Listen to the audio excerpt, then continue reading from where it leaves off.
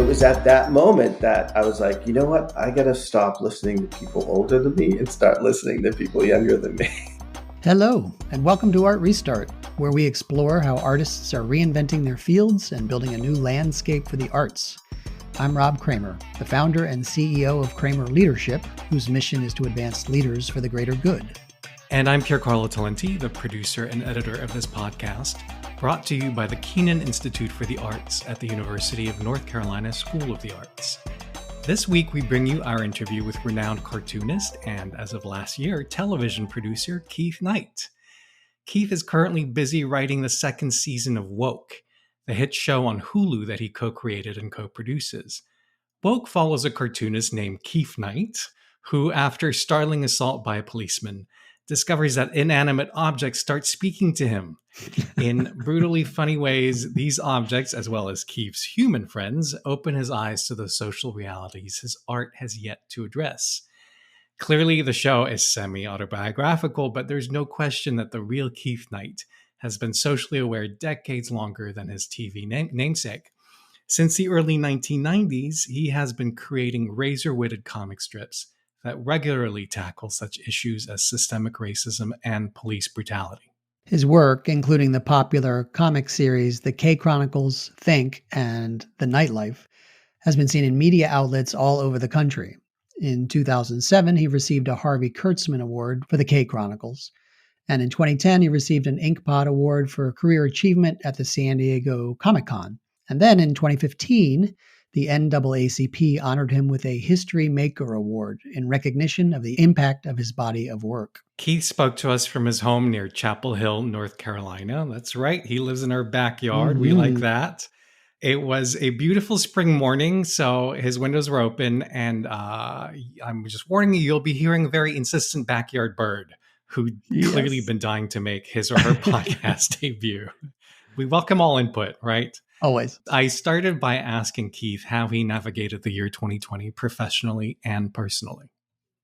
It's sort of wild because, basically we finished shooting season 1 by the end of February of 2020. And then we flew home, and like a week later, everything just sort of shut down. And we were just like, oh my goodness, we really dodged a bullet. And, there was some transition in doing post-production at home. Like I think all the editors had to have the equipment shipped to their homes. And we had to do a lot of post-production where the voice talent had to set up stuff at home. They'd have stuff shipped to them that was wrapped in plastic and disinfected. And then they recorded their voices at home while they were directed online. And so there were all these type of things like that. We had to get used to the Zoom room for editing. But yeah, like essentially, we continue to get paid. And being stuck at home as a cartoonist is sort of what we do anyway. So it's like, oh, okay, so I have to just sit at home and draw. And also at the same time, we homeschool our kids. So that was already happening. And the boys just, they went out in the back, and we have a really cool neighbor who is into biking, and they built a bike track in our yard, in the neighbor's yard. And, the toughest part was navigating the neighbors who were like, some of them were bent out of shape because our kids were out biking in the back having a good time. And, they're like, kids are saying, why can't I join them on the bike track, So that was kind of weird. But other than that, it was just, we were very, very fortunate. But then the inciting incident for the first season of Woke is, of course, a moment of police violence and brutality. And George Floyd was murdered in the spring. So it must have been, what was that like to watch these protests erupt when you had already wrapped up your first season? Honestly, I remember calling up everybody, being on a group call and saying, our first season is going to play out in front of our eyes over the summer. And I just kept on pushing. Like, I think the season was supposed to drop in November, and I said we have to put this out earlier. It's super important, considering everything that's going on. Let's see if we can push them to put it out earlier. And thankfully, they listened to us, and they put it out in September. It's interesting. So many journalists asked me, like, how did you time this so perfectly? And I, I said the same stock answer, which is racism and police brutality is evergreen. If this came out 20 years ago, it would have felt like it was right on time, because it would have been like, oh, this is just after this killing, or this was after this incident. 10 years from now, it's going to be relevant because the same thing is going to be happening. The founding of the police they were developed from slave patrols, poor whites that were hired to keep the black community in check, to chase down slaves.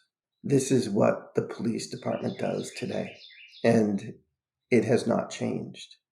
And until we acknowledge that's what it's founded on, then there will be an effort to make fundamental change. But we have to acknowledge that first. I'm sure that is not taught at the academy. George Floyd, I think, was a combination of this egregious thing happening, and it could not be denied in any way, shape, or form. But it also was part of most people could not go to work and forget about it. They were stuck at home. They couldn't go, they couldn't go outside and get rid of the thought of it. They had to stare it in the face for a very long time, for almost 9 minutes. And I think then this anger, this frustration of being cooped up just burst out onto the streets. And I think the success of the show not it has as much to do with that, but also it has to do with, again, people looking for content, because they probably watched everything they could watch throughout the summer, and a lot of production shut down. And so there was barely anything new coming out.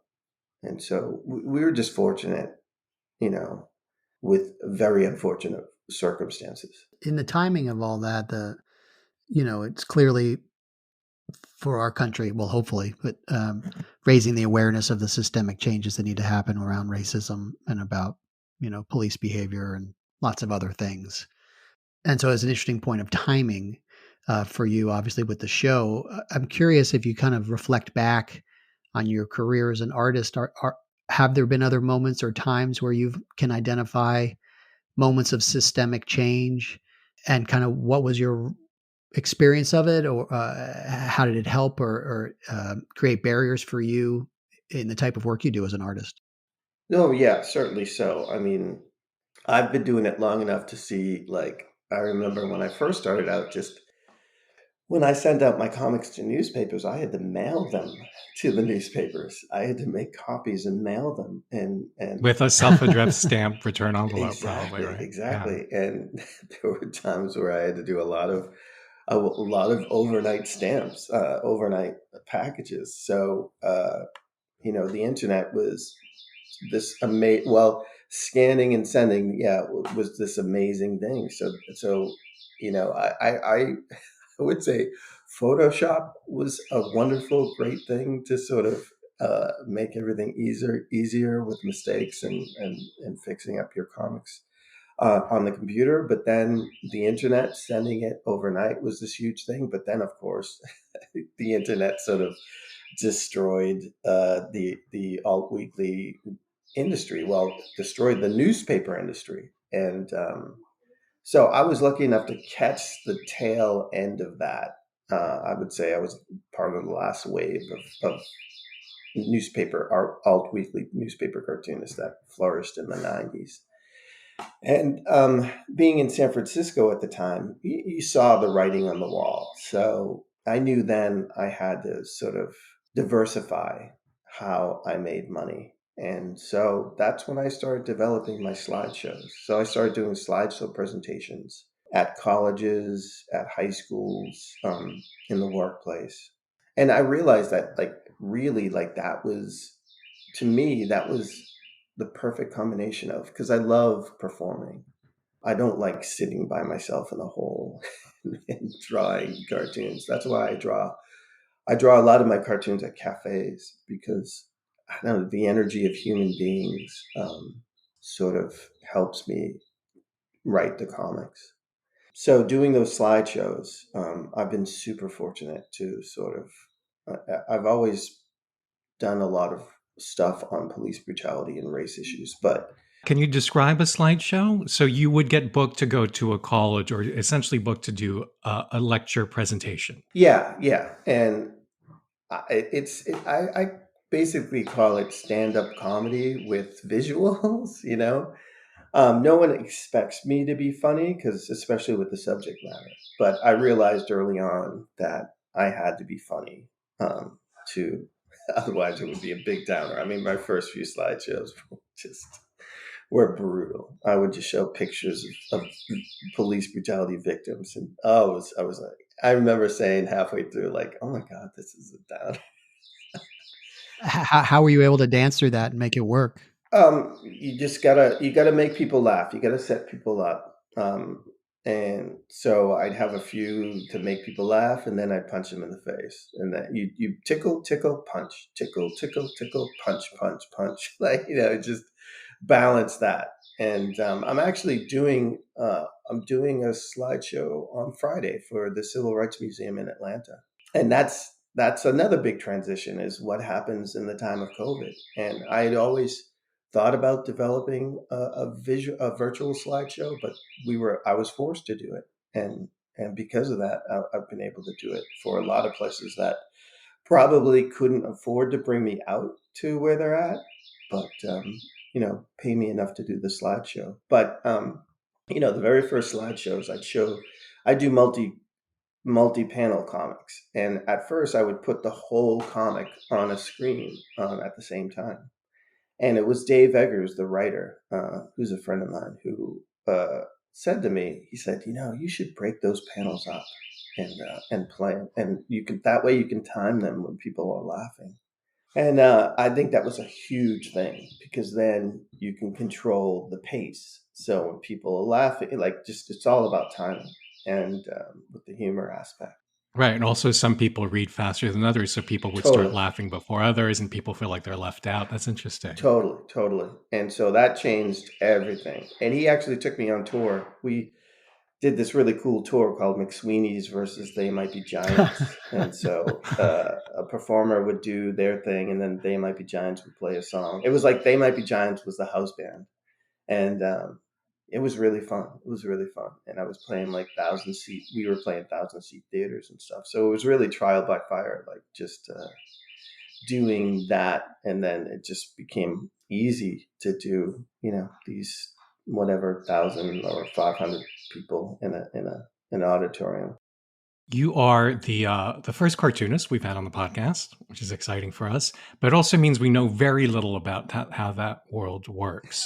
So you're at this point, I don't want to call you an elder. I don't want to be insulting, but you are a veteran, Veteran, of good the word, industry, Pier Carlo. right? Good I am save. So the old man at the con. Veteran's better than elder. Yes. So as you survey because you said in a way you had to come up with a new way to make an income through it, and that editorial cartooning was getting close to being moribund. So what needs to happen so that more talented cartoonists have a way to reach an interested audience?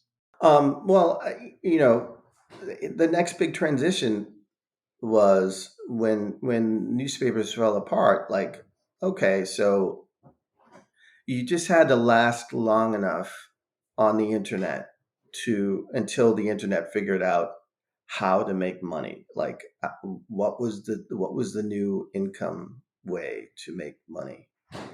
And for creators, for cartoonists, and places like Patreon came to be. And before that, there was like mail. Like, I just remember a bunch of alt weekly cartoonists were like, okay, I'm going to set up a thing on MailChimp. So it's going to be a newsletter, and people can subscribe to the newsletter, and then they'll get the comic before it hits the papers, and some commentary and stuff like that. So we all did that. And I still have Oh, so that. it's like an advanced zine kind of thing. Exactly.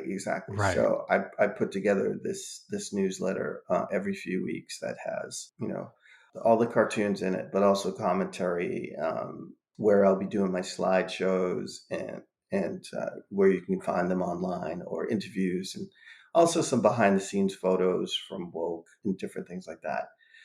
So people subscribe that way, but also Patreon came about. And Patreon, I remember there was this moment where there was in DC, there was a convention of editorial cartoonists, and I was super excited to go. I was like, oh man, I'm gonna learn all this stuff from my elders, right? And so I walk into the lobby where everyone's, having drinks, and all these older guys come over to me and they say, Keith Knight, how do you do what you do? Because we're all getting fired we're all getting laid off from our jobs that we've had for 25, 30 years. I don't even know how to do Photoshop. Like they would just draw their cartoons, give it to an assistant, and that was it. And suddenly they found themselves scrambling to figure out this new paradigm. And I was just like, oh no, like they're turning to me. Like, so it was at that moment that I was like, you know what? I got to stop listening to people older than me and start listening to people younger than me. And that was a huge thing. That was a huge thing. And I just remember someone telling me about Patreon. She's like, Keith, I think this is something that you'd really be, would really be good at. And Patreon had just started. And so I signed up right away. But the wild thing is I signed up right away and didn't do anything with it. I just, I signed up and that was it. But then like 3 or 4 months later, I saw somebody was making like $9,000 a month on it. And I was like, oh no. I was like, are you kidding me? But the difference was they weren't doing political cartoons. Like they weren't alienating, half the audience. So I knew I couldn't do that. I knew I couldn't do $9,000 a month, but I knew that I could make up for a lot of the papers that I had lost. And so I got to it, and it's been a godsend. Like it's as close to a universal basic income for an artist as you can get without something being a blatant universal basic income, which places are starting to do now, like places like San Francisco. So I think I have like close to 700 supporters, and it's $3,500 a month. And so that's been such a wonderful thing, and they're always, I think they see my success as like one of the things that they want to put forward. So they're always asking me to do other things. That is Oh, you mean Patreon or your supporters? Patreon, I see. which is great because it brings in more the high profile things that they have me do. I pick up more supporters, and it provides more opportunities. But it was that move on Patreon, and also I my wife and I moved from San Francisco to LA. Like I was like, I have to go try to get this developed for television. That was the big thing, to leave San Francisco after 16 years. But I just felt like I was getting that feeling. I was in my apartment for 15 years, and we had great rent control, and I just had this bad feeling of me turning into the bitter, angry old San Franciscan. I was like, man, the city used to be cool before all the tech people came, that type of thing. So we got out, and I think it was the best move. As much as I love the city now, always love the city and feel like it's as much a home to this day as it was when I was there. But I just felt like I had to leave it to succeed. And especially Los Angeles, you have to be there. Even though I didn't get the deal until I moved to North Carolina, you have to put in the time there, the schmoozy time, to meet people and figure out who is gonna work for you, and you have to make mistakes and do all that stuff. That's when I felt like when we left to move to North Carolina, I felt comfortable like going, okay, the project, the idea for the project, it's in good hands. What's that experience like, Keith, for other cartoonists who may be thinking about broadening themselves? What was that pivot like for you from the routine you'd gotten comfortable with to suddenly, moving into the television world? It's really interesting because there's a couple of things that set me up for it, which is I was in a band when I was in San Francisco. And being in a band and being a cartoonist was such a great balance because being a cartoonist, you do everything by yourself, right? The idea, you develop all this different stuff and blah, blah, blah. You're in complete control. Being in a band, you come in with an idea and there's all these other entities that take that idea and hopefully they take it and they add to it and make it something that you just couldn't imagine, like couldn't have done by yourself. And hopefully you just truly dig it. And I think that's what working on a television show is like, which is you have these particular ideas of what you want it to be like, but then all these people add so much more to it that it becomes far more interesting than you could ever make it. And so it was a wonderful experience. Sometimes it's tough to sort of, especially in the writer's room when people are suggesting things and, but you gotta let those things come out. But, it's tough when, the character's named after you and you're Right. and, there's a lot of therapy that needs to happen after all this is done. But it was just this amazing experience. The director, Mo Marable, who's just amazing, came in and said, like, I don't think the animation should be 2D. I think it should be like of the world. It should be puppetry and all this different stuff. He brought like this, surreal take on stuff, which I think was just it was the special sauce that really elevated the project.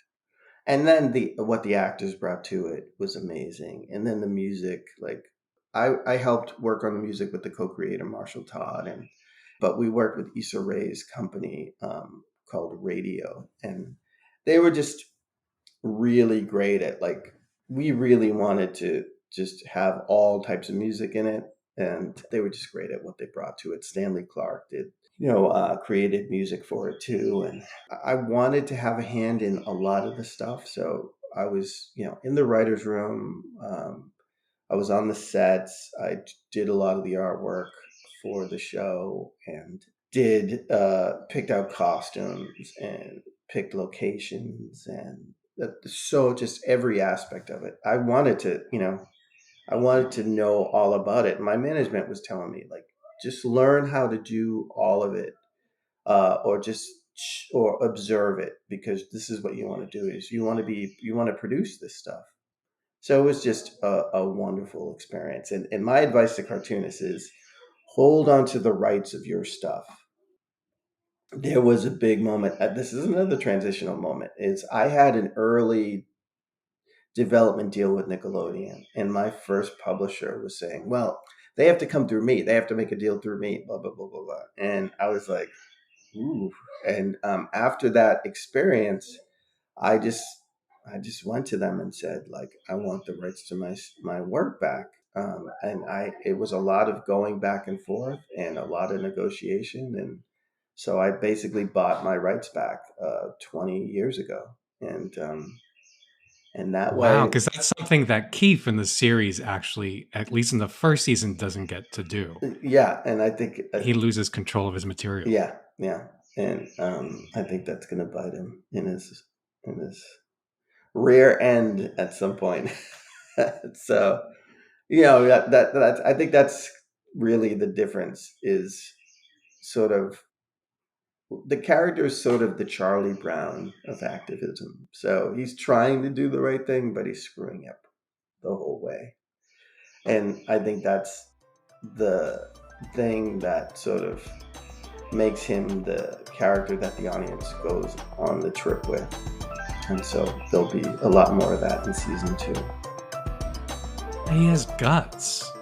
Serious guts, because his career's starting to it's finally practical go guts. somewhere. Yeah.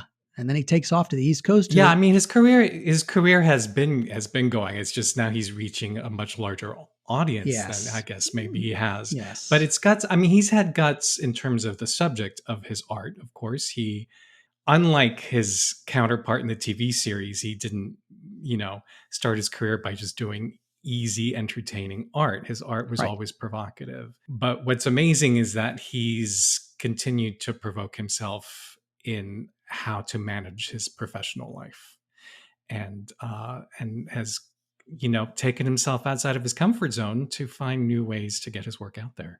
And he's really, in doing so, changing, I think, the idea of what his industry is and what it can be, what it should be, how it's seen. It's really hit this mainstream, more popular level. And he's still, I think, very, in doing so, still committed to his core roots of social justice and speaking out and speaking up. So he's maintained that core while evolving. The other thing I love is when he talks about how having been in a band was kind of crucial to his development as an artist, because as a cartoonist, he could have just chosen to work alone. But there was something about being in a collaborative artistic space like a band that gave him the tools to go on a TV set and feel more comfortable. And it just reminds me that it might be a good thing for any artist who works solo, whether a novelist or a painter, to find ways to engage with other like-minded artists, because you never know where the next great idea will come up through some kind of a friction or just crazy collaboration. Yeah, agreed. If you'd like to learn more about Keith and read a longer version of this interview, please visit uncsa.edu/artrestart. And if you enjoyed this interview, please let us know by leaving us a rating wherever you get your podcasts. If you know of an inventive artist changemaker in your community that you think we should feature in the podcast, please let us know. You can find me on Instagram and Twitter at PCTalenti. Our theme music is by Shanghai Restoration Project, and I'm Rob Kramer. I'm Pier Carlo Talenti. Thanks for listening.